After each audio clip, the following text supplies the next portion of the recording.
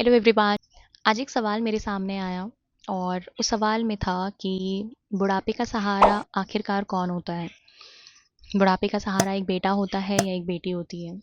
ये सवाल जितना सिंपल है उतना ही ज़्यादा कॉम्प्लिकेटेड है इसका आंसर। बेसिकली आज मैं गई थी पापा के साथ ईसीएचएस पॉलीक्लिनिक और उनकी मेडिसिन वहाँ पे अपडेट करानी होती, तो मैं वेटिंग एरिया में वेट कर रही थी। तभी मुझे मेरे एक कलीग मिले।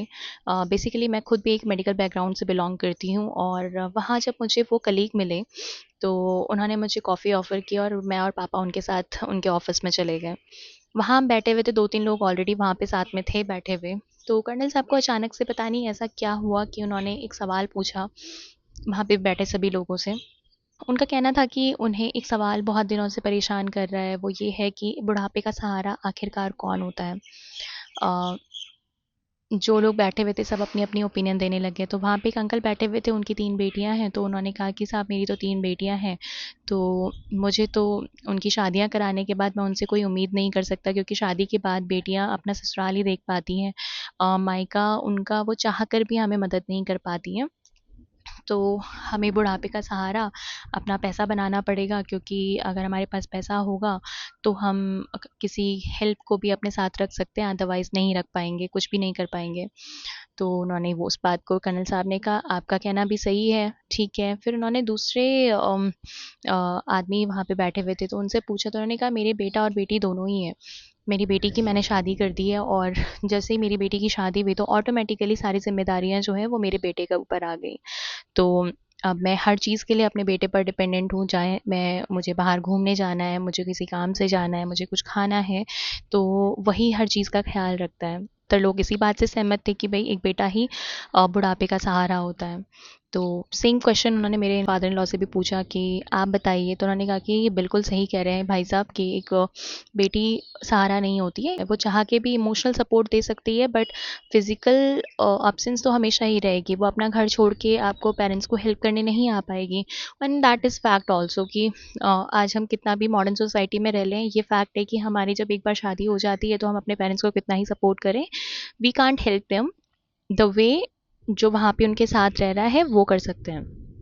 बट उन्होंने एक चीज़ कही, लेकिन मैं ये कहता हूँ कि बेटी हेल्प नहीं कर सकती है, तो इसका मतलब ये नहीं कि मैं बेटे के सपोर्ट में हूँ। उन्होंने कहा कि मैं ये मानता हूँ कि बुढ़ापे का सहारा ना तो एक बेटी होती है और ना ही एक बेटा होता है। तो सबने कहा कि आप भी पैसे को मानते हो, कि आपको भी लगता है कि पैसा बुढ़ापे का सहारा। तो उन्होंने कहा नहीं नहीं, मैं पैसे की बात नहीं कर रही हूँ, पैसे से आप हर चीज़ नहीं खरीद सकते हो। तो उन्होंने कहा कि एक ऐसा किरदार है घर में जो अ, जिसको हम ना अनदेखा कर देते हैं। तो उन्होंने कहा अच्छा आप बीवी की बात कर रहे हैं, तो उन्होंने पापा ने कहा कि नहीं नहीं, मैं बीवी की बात नहीं कर रहा हूँ, वो भी तो मेरे साथ बूढ़ी होगी, वो कौन सा जवान रहेगी, तो उसको भी तो सहारे की ज़रूरत होगी। तो सबने कहा हाँ बात तो सही है आपकी। तो सब पूछने लगे कि फिर बताइए कि क्या आप कहना चाह रहे हो। तो उन्होंने कहा कि मैं ना तो बेटी के सपोर्ट में हूँ कि वो सहारा होती है, ना मैं बेटे के सपोर्ट में हूँ कि वो सहारा होते हैं। मैं कहना चाहता हूँ कि सबसे बड़ा सहारा जो बुढ़ापे का होता है वो एक बहू होती है। तो सब ना सन रह गए कि भाई कैसे, आप क्या। तो उन्होंने कहा कि देखो मैं हॉस्पिटल आ रहा हूँ और मैं इतने सालों से हॉस्पिटल आ रहा हूँ, मेरी बेटी भी साथ में है, मेरे बेटे भी साथ में हैं, लेकिन मुझे हॉस्पिटल जो ले लेकर भागती है वो मेरी बहू है। अगर मुझे कुछ खाना होता है और मैं कोई छोटी सी ख्वाहिश अपनी रखता हूँ कि आज मुझे ये खाने का मन है, तो वो धूप हो ना छाँव हो, वो देखती नहीं है कि मतलब बाहर कैसे उसे जाना है। वो अपनी छोटी बेटी को छोड़ के भाग भाग कर मेरे लिए कुछ ना कुछ मेरी ख्वाहिश के लिए वो लेकर आ जाएगी। मैं कहता नहीं हूँ पर मैं समझता बहुत हूँ। तो मैं उनकी तरफ देखने लगी। मैं बहुत मतलब मेरे दिमाग में उस टाइम पे कुछ ख़्याल ही नहीं आया, बस मैं उन्हें देखे जा रही थी। तो उन्होंने कहा कि एक लड़की जो दूसरा घर छोड़ के मेरी छोटी से छोटी चीज़ों का ख़्याल रखती है, इवन नॉट मेरी ही, मेरी वाइफ़ की भी, कि उनको क्या पसंद है, क्या चीज़ उनको खाना पसंद है, उसकी एक आवाज़ पे वो अपनी गाड़ी निकाल के भाग पड़ती है। तो मैं कैसे मान लूँ कि एक बेटी या एक बेटा बुढ़ापे का सहारा होता है। एक बुढ़ापे का सहारा तो एक बहू ही होती है। मुझे पता है कि मैं अगर अपने बेटे या बेटी को बोलूँगा तो वो मुझे मना नहीं करेंगे, लेकिन मेरा कंफर्ट लेवल जो होता है वो मेरी अपनी बहू के साथ है।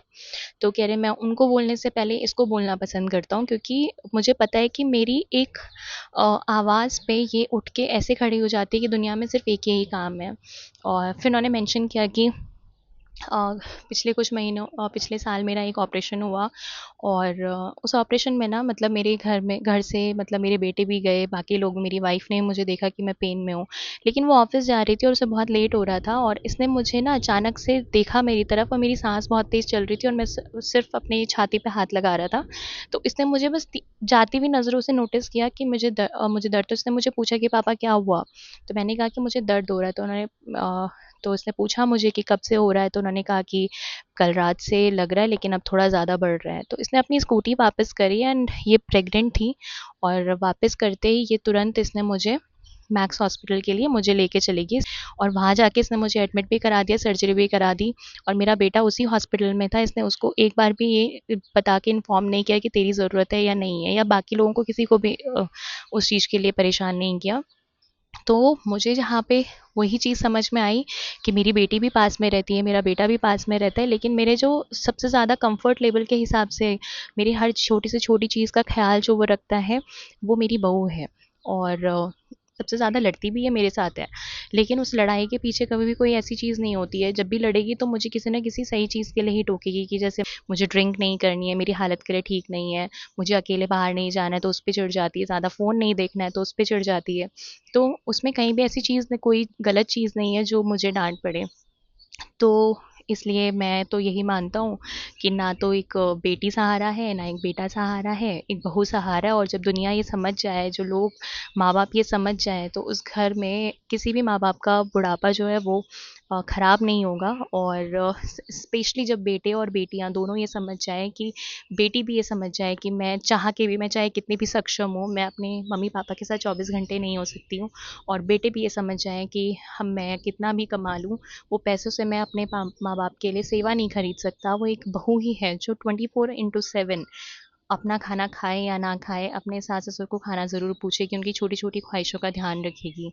तो अगर ये चीज़ समझ में आ जाए सबको तो शायद घर सुखी हो जाए। और शायद कोई बहुओं को गलत नज़र से या उनमें खामियां ढूंढने के बजाय सिर्फ इस बात के लिए शुक्रगुजार करे कि किसी और की बेटी आपके माँ बाप का ख्याल रख रही है।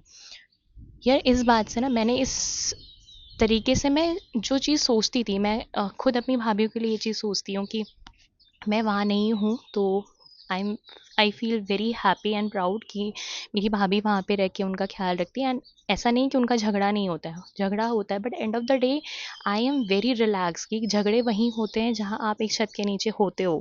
छोटी मोटी कमियाँ सभी के अंदर है, but end of the day what matters it कि आपके पेरेंट्स का कोई ख्याल रख रहा है और अपने पेरेंट्स जैसा रख रहा है। तो वो चीज़ मेरे फादर इन लॉ देख पा रहे हैं, वो चीज़ समझते हैं। मतलब मुझे ऐसा लगा कि यार कोई है दुनिया में ऐसा जो समझता है कि ना तो बेटे के पक्ष में ना ही बेटी के पक्ष में ये मुद्दा है ही नहीं। आपके घर में कोई और थर्ड पर्सन है जो बाहर से आया है और आपके पेरेंट्स को एज अ पेरेंट लेके उनकी हेल्प कर रहा है, उनको उनकी देखभाल कर रहा है। एंड इट्स रियली मतलब बहुत बड़ी बात है। और अगर आपके घर में भी कोई ऐसी भाभी है, बहू है, तो उनको उनमें कमियाँ और खामियाँ ढूँढने के बजाय ना उनको एप्रिशिएट करना सीखिए। क्योंकि आप चाहे कितने भी सक्षम हो, आप चाहे कितने भी बड़े लेवल पे हो, आप ना तो अपने पेरेंट्स को फाइनेंशियली सपोर्ट कर पाओगे, और अगर आप फाइनेंशियली सपोर्ट कर भी पा रहे हो, तो you can't be with your parents 24/7। बाकी ये जो थॉट थी ना, मैं आप लोगों तक शेयर करना चाहती थी। और आई डोंट नो कि मैं कितना सक्सेसफुल हुई हूँ पापा का ये थॉट आप तक शेयर करने के लिए, बट रिक्वेस्ट है आपसे कि अगर आपके घर में भी कोई ऐसा इंसान है जो आपके पेरेंट्स का ख्याल रख रहा है, तो उनमें कमियां ढूंढना बंद करिए, उनकी छोटी छोटी बातों पर रिएक्ट करना बंद करिए और उनको अप्रिशिएट करना सीखिए। Thank you so much, bye bye.